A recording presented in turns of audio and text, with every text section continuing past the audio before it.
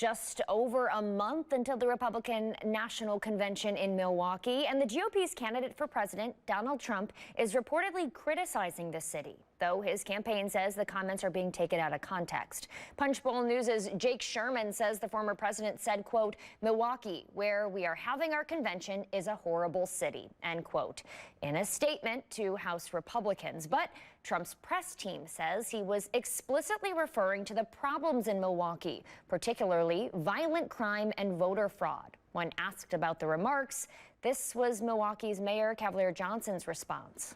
I find it kind of perplexing. I find it kind of strange that he would insult the largest city in Wisconsin because he's running for president. He obviously wants to win Wisconsin, win the election. And so to insult the state that's hosting your convention, I think is kind of bizarre, actually. It's kind of unhinged in a way.